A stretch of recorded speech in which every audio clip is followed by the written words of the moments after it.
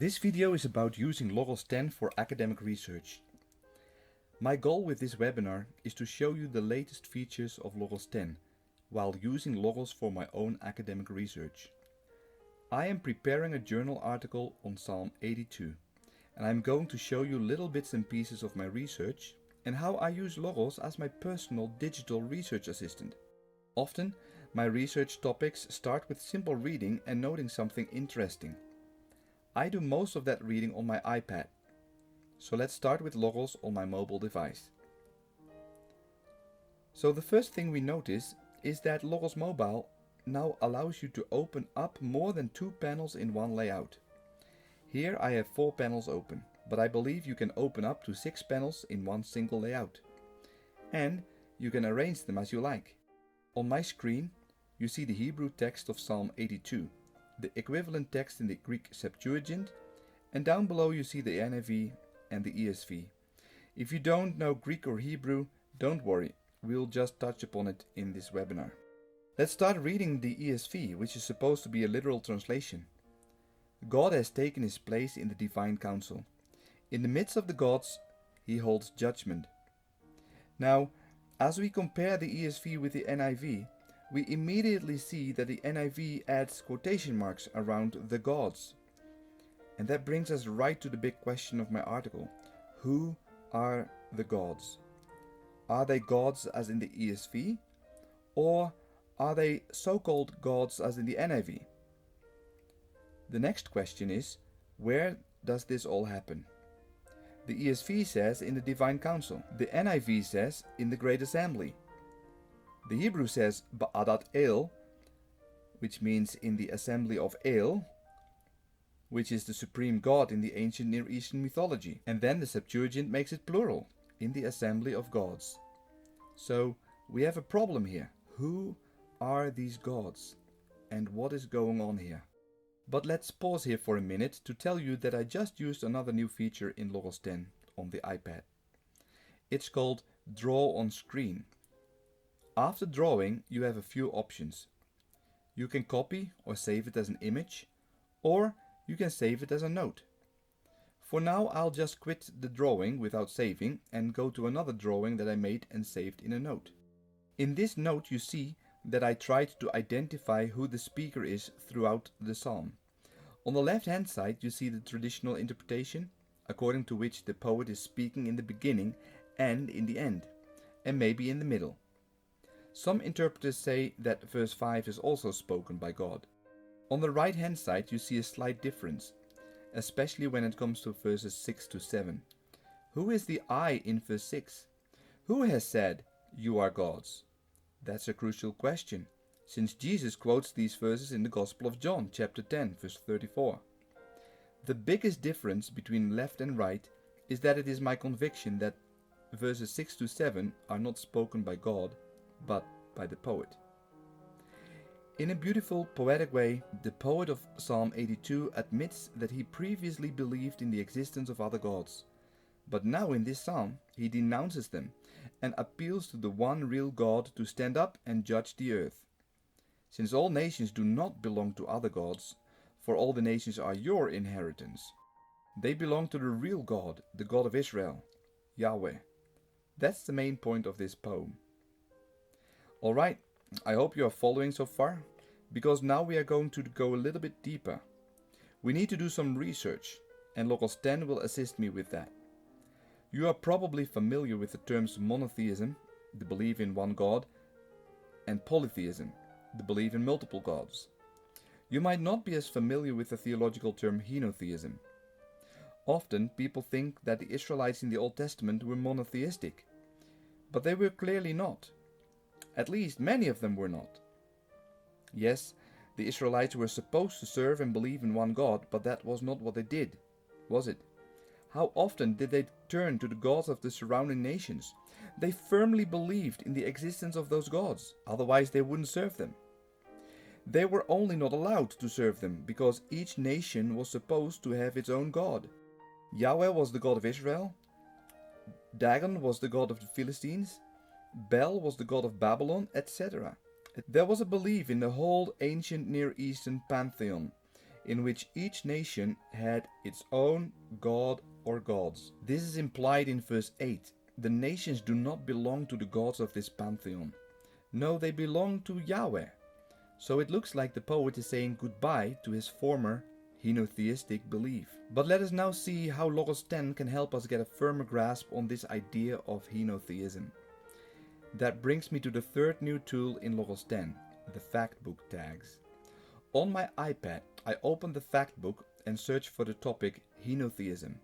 First, the Factbook gives me a key article on the topic from the Oxford Dictionary of the Christian Church. Very helpful, but that's not what I wanted to show you. Instead, let us look at the Factbook tags here. Logos 10 browses through your whole library in a search for the word henotheism, and through artificial intelligence, it tags the word whenever it finds it. And this is how I found an article from Mike Heiser exactly about henotheism in relationship to Psalm 82. It's an article in the Bulletin for Biblical Research, Volume 18. By the way, as a side note, if you are an academic researcher, you will thoroughly enjoy the many journals that are added to the Logos 10 Diamond and the portfolio packages. So let us open this article and start reading it. Here is where the real study begins.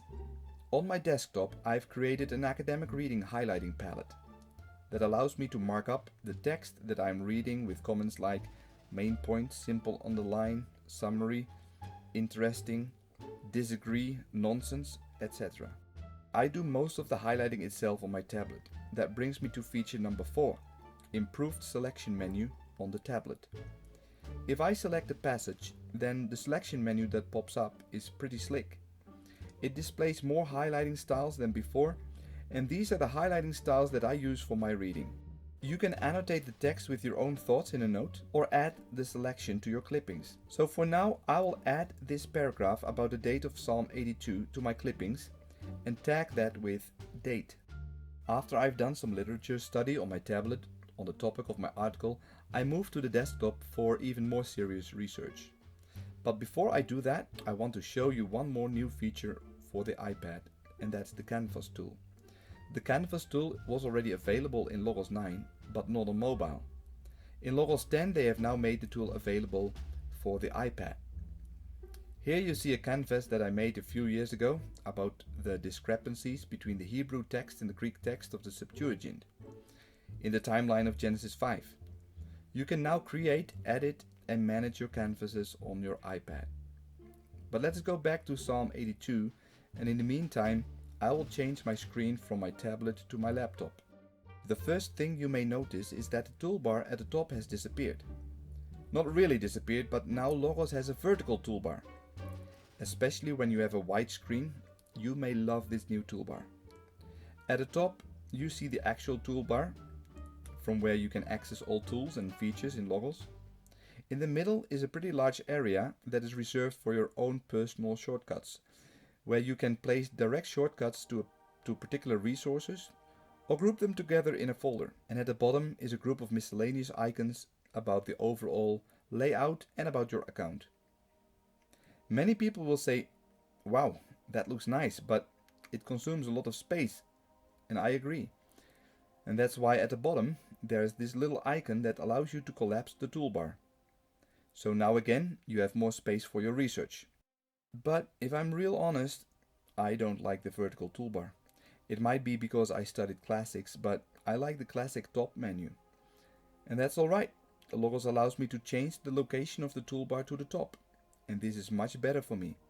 I like this a lot more. But hey, it's up to you. We were doing some research on Psalm 82, so let's go back to that. The big question though is, how do I collect all the research that I have already done? I'm not starting my research.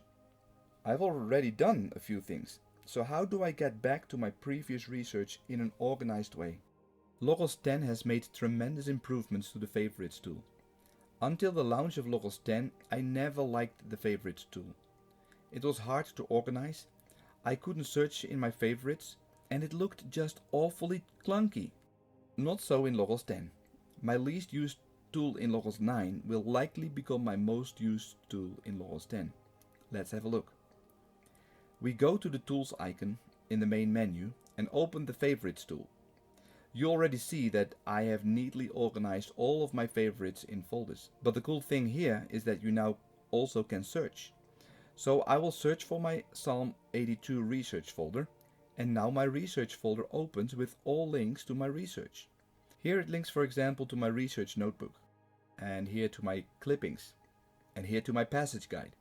We will go to my passage guide in a minute, but first I want to show you that under literature I have a link to the article by Mike Heiser. And so if I click that link, of course it will take me to the article. And the new thing I want to show you is that you can now also access the Favorites tool from within a resource by clicking the hamburger menu and then the star. And here are the two places that I have bookmarked. One is the beginning of the article, and another is a section that I want to respond to in my article.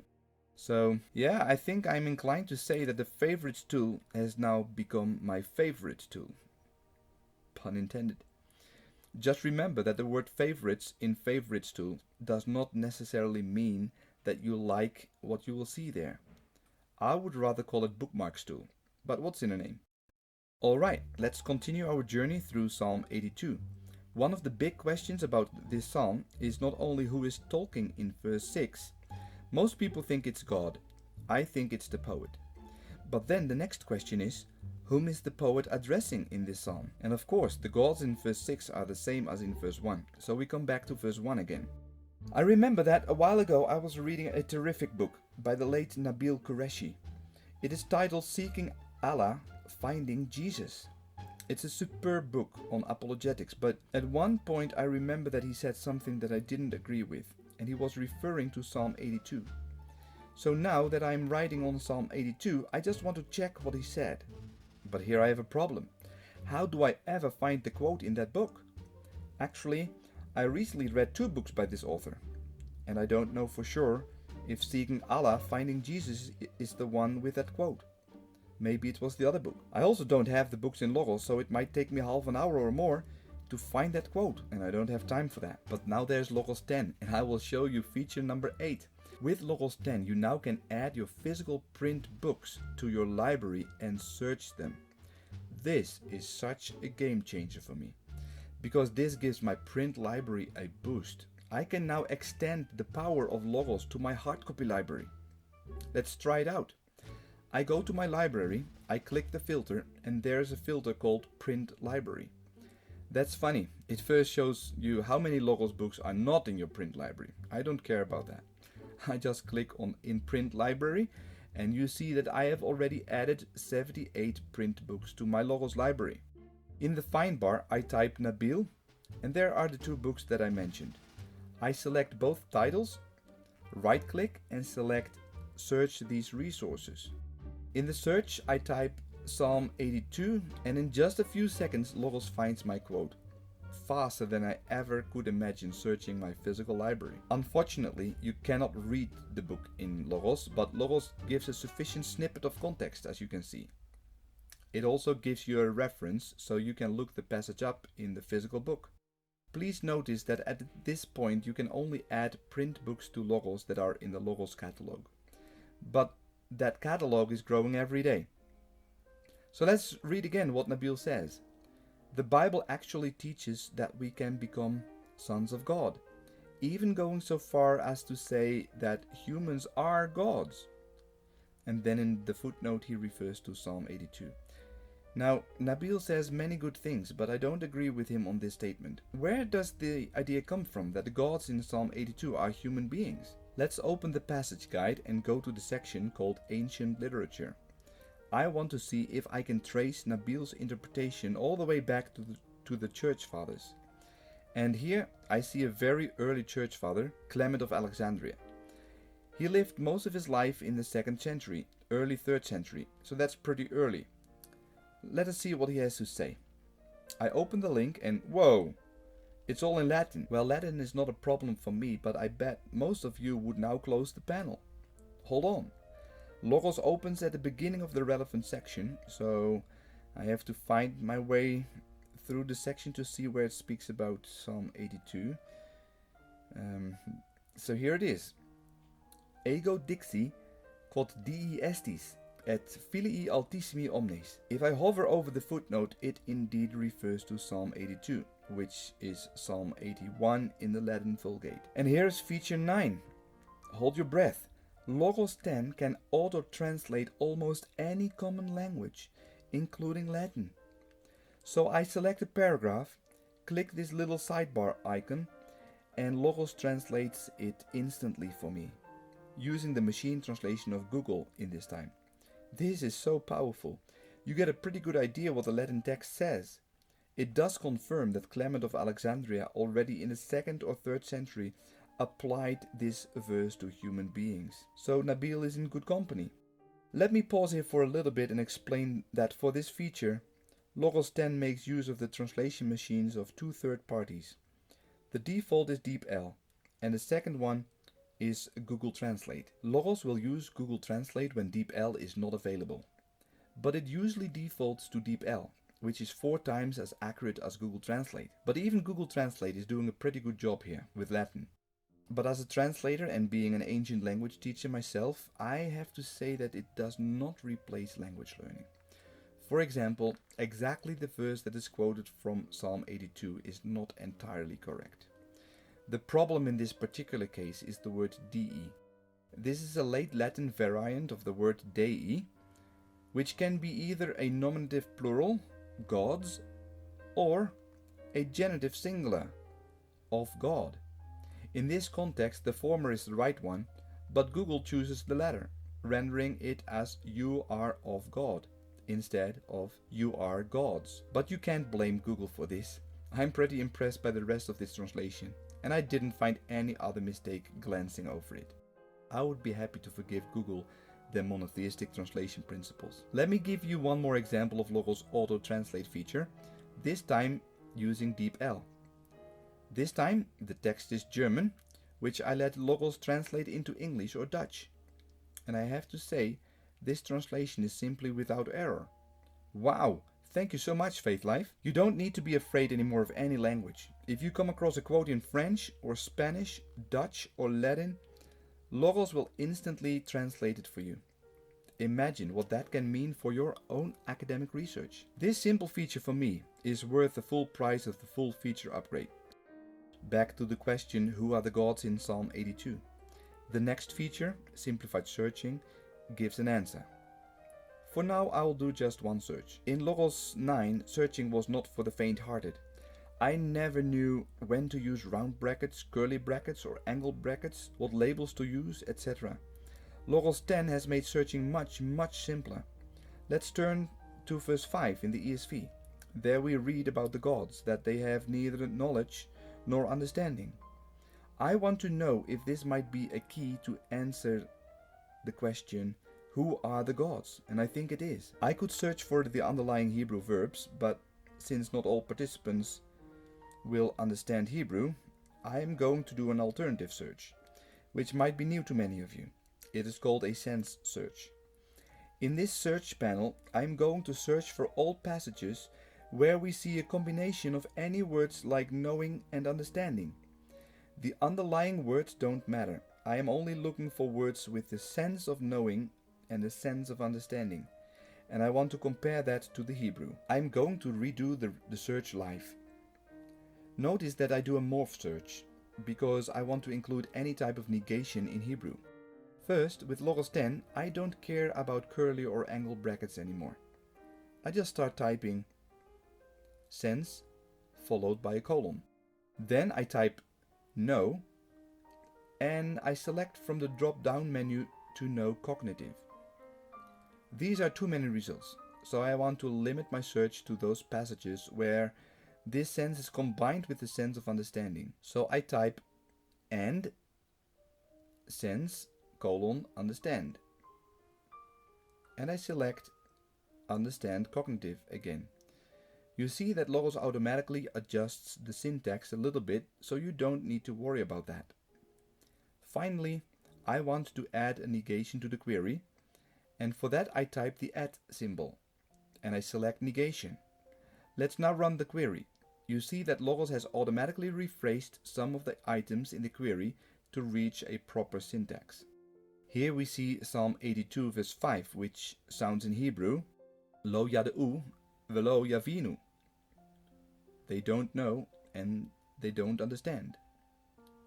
We see the same senses and actually the same verbs in the next hit, Psalm 92 verse 6. Yeah, these verbs can be said of human beings, in this case about a stupid man. However, the verb forms in Hebrew are slightly different from the ones used in Psalm 82. But a few instances further, we see a striking similarity to Psalm 82 verse 5. The first 4 words of Isaiah 44 verse 18 are exactly the same as the first 4 words of Psalm 82 verse 5. Lo yada'u velo yavinu. They don't know and they don't understand. And you wonder why in the world it is translated so differently by the ESV. I thought the ESV was a literal translation. Apparently not always.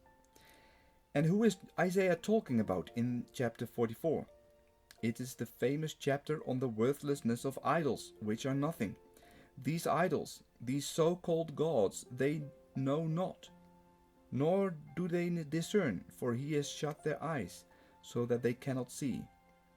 In the words of Psalm 82 verse 5, they live in darkness. In a nutshell, thanks to this intertextual reference, we feel quite confident to assert that the gods in Psalm 82 verse 5 are the idols, the gods of the nations, and that Psalm 82 verse 5 fits the same monotheistic context as Isaiah 44. The poet of Psalm 82 confesses that he had believed in those other gods, but now he doesn't anymore. In other words, in his belief system, these gods are going to die. Now even verse 2 through 4 makes sense, because why don't they do justice? Gods are supposed to be just and righteous, but under these gods only injustice and unrighteousness happen. So either those gods don't behave like gods, or they simply are no gods at all. And that's the point of this psalm. That's why the poet in the end appeals to the one God that exists, and who rules over all the nations. I wish I could also talk about John 10 verse 34 to demonstrate that this is also Jesus' interpretation of the psalm, but that's not the purpose of this video. I need to close and bring my research together in a sermon, which is the last feature that I want to show in this video. For the sake of time, I cannot go into all the details about the sermon builder. Logos 10 is there to have all your sermon related work together in one place. You can do your prep work in Logos, you can write your sermon in Logos, you can manage your sermons in Logos, and the good thing about Logos 10 is that the Sermon Manager now made its way to your mobile devices. Not only that, you can now also import your pre-Logos sermons into Logos, so everything is now available in one program. Goodbye Word, goodbye spreadsheet, goodbye sermon database. But that's not the whole cake. I would say that Logos 10 has put a delicious cherry on top of the cake. If you are like me, you sometimes want to use a powerful quote that is applicable and that sinks into the hearts of your audience. Logos 10 now has a very little feature added to the sermon builder. It is little but so sweet. It is called the Popular Quotes tool. You can access it through the information icon where all the metadata of your sermon is stored. But now we click the quotation marks, and after we type in the word idols, Logos generates a list of popular quotations from your library, from which you can pick and instantly insert your favorite quote. Now, I have found one, which is actually a prayer from William Cowper. If you click the name of the author, it will give you more quotes from this author. If you click Sources, Logos will take you to the source from which it pulled the quotation. But for now, I simply drag the quote and drop it at the end of my sermon.